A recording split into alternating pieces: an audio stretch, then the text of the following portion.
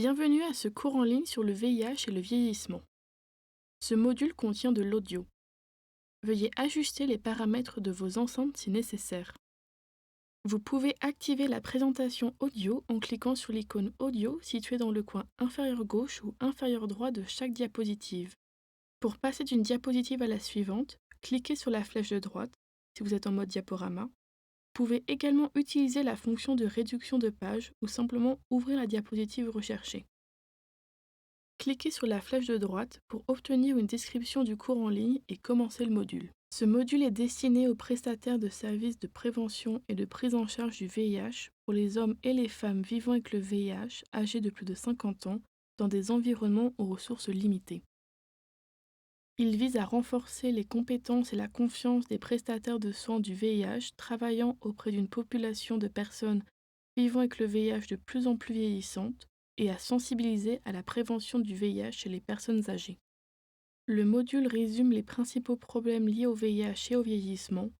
Après avoir terminé ce module, vous pourrez comprendre l'épidémiologie mondiale et régionale du VIH et du vieillissement, décrire les défis de la détection et du dépistage du VIH chez les personnes âgées, comprendre les concepts d'inflammation chronique, de vieillissement prématuré, de la faiblesse et VIH, décrire les défis de la prévention du VIH et du continuum de soins pour les personnes âgées, comprendre les principaux problèmes liés à la thérapie antirétrovirale chez les personnes âgées, comprendre les comorbidités du VIH et du vieillissement.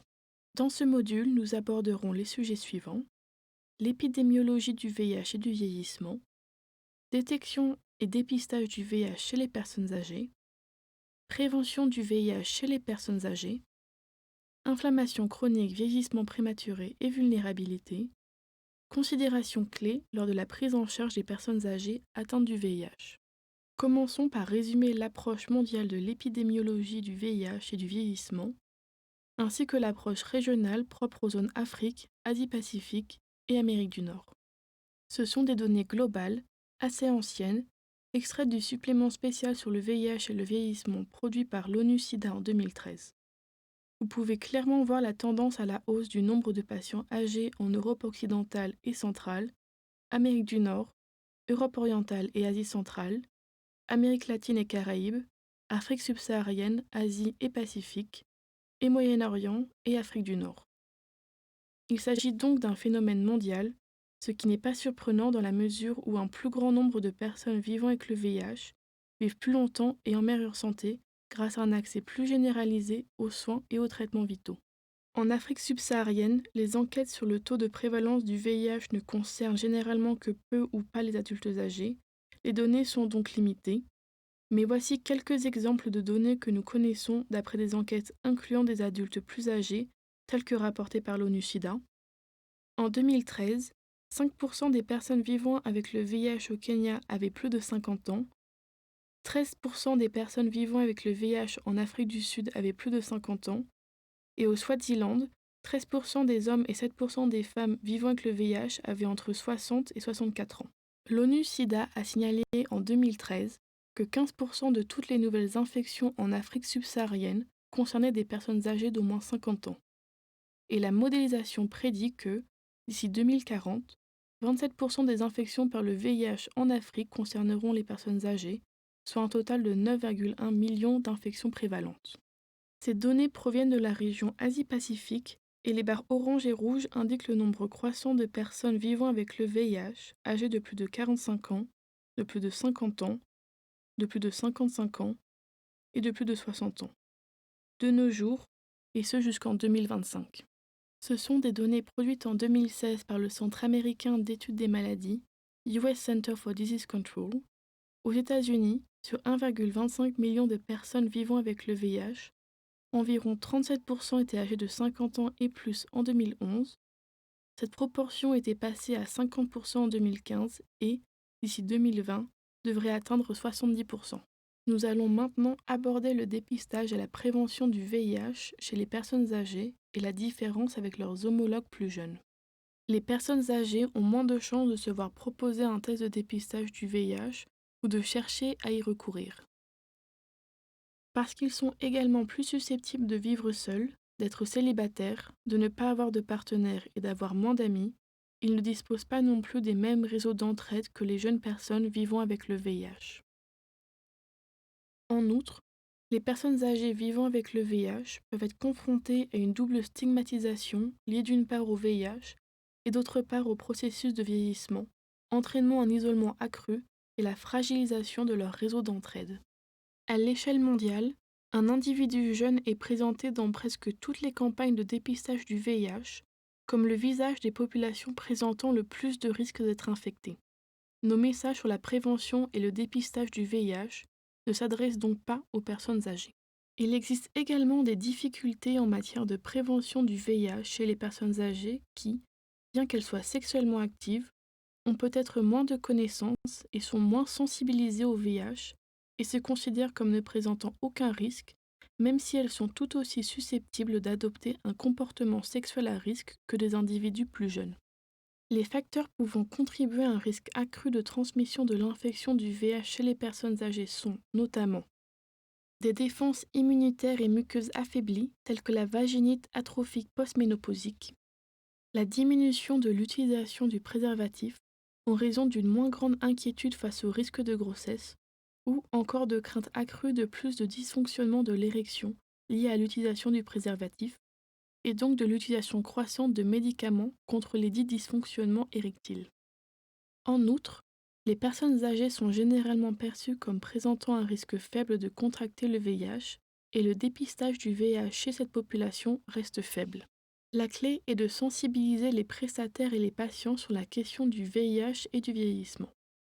Les personnes âgées doivent être informées de l'importance que revêt la compréhension et la prévention des comportements à risque, et ce grâce à la mise à disposition d'informations prenant en compte l'âge des populations visées. Enfin, il est essentiel d'encourager les prestataires de soins à dépister l'infection par le VIH chez les personnes de tout âge. Les prochaines diapositives porteront sur l'important concept qu'est l'inflammation chronique propre au VIH et son lien avec le vieillissement prématuré. Nous allons également introduire le concept de vulnérabilité. Ce modèle conceptuel sur le vieillissement des patients infectés par le VIH montre comment la combinaison d'effets structurels, comportementaux et directs liés au VIH contribue à réduire la qualité et la durée de vie en bonne santé des patients. Selon ce modèle, les inégalités structurelles telles que le sexe, la race, l'éducation et l'emploi, ainsi que des facteurs biocomportementaux tels que la consommation d'alcool et de substances, le tabagisme et une faible confiance en ses propres capacités, se combinent à l'état inflammatoire chronique provoqué par le VIH et stimulent des symptômes d'activation immunitaire, une faible résilience et une déficience physique et neurocognitive. Même avec un traitement efficace et une suspension de la charge virale, l'augmentation de l'espérance de vie des personnes vivant avec le VIH continue d'augmenter le risque de comorbidité. Chez les personnes vivant avec le VIH, l'inflammation contribue à l'apparition précoce et à un taux plus haut de risque de développer des maladies cardiovasculaires, un cancer, une thromboembolie veineuse, du diabète de type 2, une bronchopneumopathie chronique obstructive, PPCO, des problèmes rénaux, une pneumonie bactérienne, un dysfonctionnement cognitif, une dépression et des faiblesses physiques. Dans cette étude, les enquêteurs ont examiné 4 événements: les infarctus du myocarde, l'insuffisance rénale au stade terminal, les cancers non liés au sida et les cancers liés au sida, et ont comparé la fréquence de ces événements par âge entre personnes séropositives et non infectées. Comme vous pouvez le constater sur les graphiques, ces problèmes médicaux ont commencé plus tôt et sont plus fréquents chez les personnes vivant avec le VIH. Alors, que peut-on faire pour réduire l'inflammation au cours d'un traitement antirétroviral suppressif? L'inflammation chronique peut être causée en outre par l'infection par le VIH, mais certains modes de vie contribuent également à un état d'inflammation chronique chez le patient. Ces facteurs sont le tabagisme, la consommation dangereuse d'alcool et l'obésité, tandis qu'une activité physique modérée réduit les symptômes d'inflammation. Il faut conseiller à toutes les personnes vivant avec le VIH d'arrêter de fumer, de consommer de l'alcool de manière responsable, de perdre du poids en cas de surcharge pondérale et de faire de l'exercice régulièrement. Résumons cette section du module. Malgré un traitement antirétroviral optimal et une suppression de la charge virale, Le VIH réduit encore l'espérance de vie et augmente la prévalence des morbidités associées à l'âge. Les symptômes inflammatoires persistent malgré l'efficacité du traitement antirétroviral. Les interventions visant à modifier le style de vie sont extrêmement importantes dans la prise en charge des personnes âgées atteintes du VIH. Examinons maintenant le concept de la fragilité et VIH. La fragilité a été définie comme un syndrome clinique lorsque 3 ou plus des critères suivants sont remplis.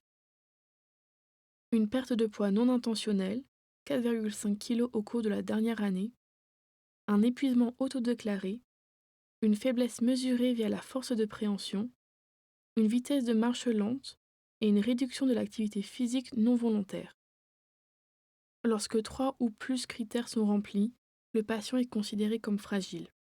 1 à 2 critères comme préfragile et 0 critère comme robuste.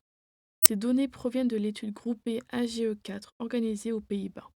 Comme vous pouvez le voir sur les chiffres en rouge et bleu, la fragilité et la préfragilité sont apparues plus tôt et étaient plus courantes chez les personnes vivant avec le VIH que chez les personnes non infectées. La prévalence globale de la fragilité était de 10% chez les personnes vivant avec le VIH, contre 3% chez les personnes sans VIH. Le reste de cet exposé porte sur les soins cliniques dispensés aux personnes âgées atteintes du VIH. Ce tableau résume les défis rencontrés lors de la mise en place du continuum des soins chez les personnes âgées.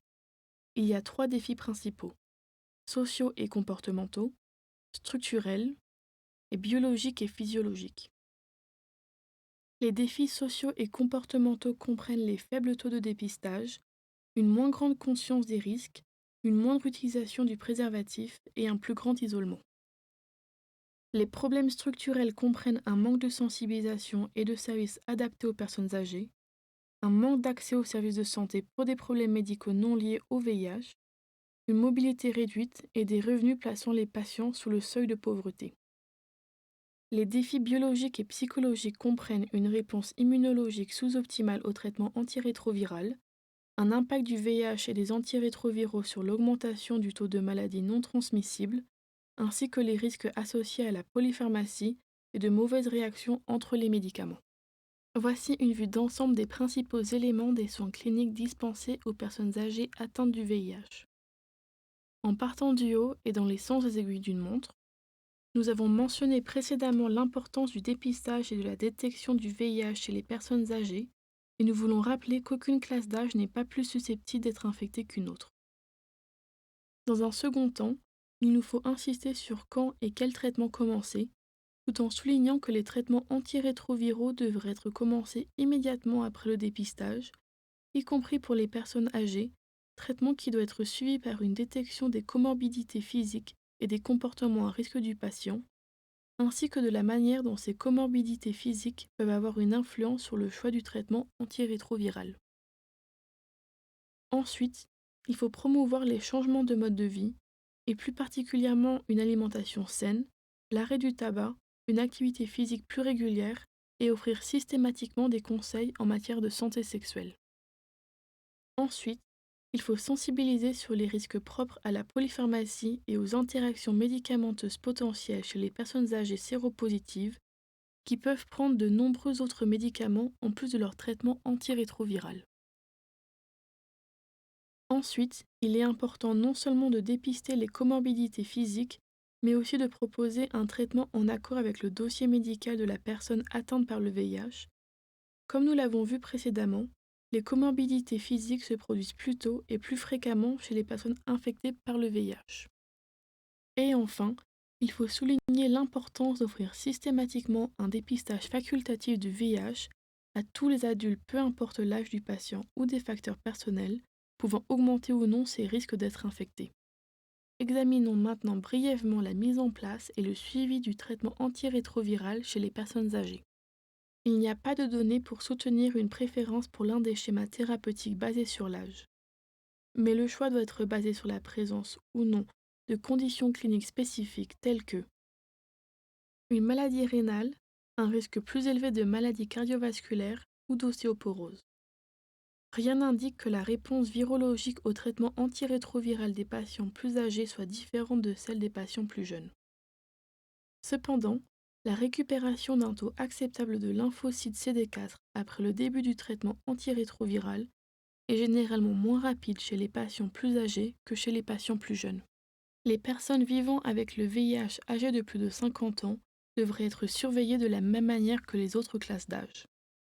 Il convient toutefois d'accorder une attention particulière aux potentielles interactions médicamenteuses et aux effets indésirables du traitement antirétroviral sur la santé rénale, hépatique, cardiovasculaire, métabolique et osseuse des patients plus âgés. Le dernier en tête du module concerne les comorbidités physiques. Les 2 diapositives suivantes fournissent une vue d'ensemble de la question. Pour plus d'informations sur le VIH et les maladies non transmissibles, veuillez vous reporter au module de formation sur la prise en charge intégrée du VIH et des maladies non transmissibles. La longévité des personnes vivant avec le VIH s'accroissant, ceux-ci doivent faire face à des problèmes de santé supplémentaires. Les maladies cardiovasculaires sont maintenant l'une des principales causes de décès. Il existe également une incidence accrue de cancers non liés au sida chez les personnes âgées atteintes du VIH, et les personnes âgées atteintes du VIH souffrent d'une perte de densité osseuse accrue par rapport aux populations témoins de la même classe d'âge. De nombreuses autres comorbidités liées à l'âge surviennent plus fréquemment chez les personnes vivant avec le VIH que chez celles qui ne sont pas infectées par le VIH. Ces maladies incluent les maladies pulmonaires obstructives chroniques, les maladies du foie et des reins, le déclin cognitif, les infections autres que le sida, telles que la pneumonie bactérienne et la fragilité. Pour terminer, passons en revue les principes fondamentaux d'une bonne prise en charge gériatrique des personnes vivant avec ou sans VIH. Il s'agit de soins centrés sur les patients soutenus par des réseaux d'entraide, de la participation du patient aux décisions en matière de soins, de la gestion de la polypharmacie et du besoin de soins intégrant les nombreux problèmes de santé pouvant affecter les personnes âgées. Et réfléchissons sur le contenu de ce module. Pouvez-vous répondre à ces questions? Pourquoi le nombre de personnes âgées vivant avec le VIH augmente-t-il? Pourquoi les personnes âgées sont-elles moins susceptibles de se voir proposer un test de dépistage du VIH? Comment l'inflammation chronique est-elle liée au vieillissement prématuré causé par le VIH? Qu'est-ce que la faiblesse physique? Quels sont les 3 types de défis liés au continuum de soins chez les personnes âgées? L'initiation et le suivi du traitement antirétroviral sont-ils différents chez les personnes âgées vivant avec le VIH? Quelles comorbidités liées à l'âge se produisent plus fréquemment chez les personnes vivant avec le VIH? Cela conclut le module de formation sur le soin et les traitements du VIH chez les personnes âgées. Merci pour votre participation. Vous pouvez maintenant quitter la présentation.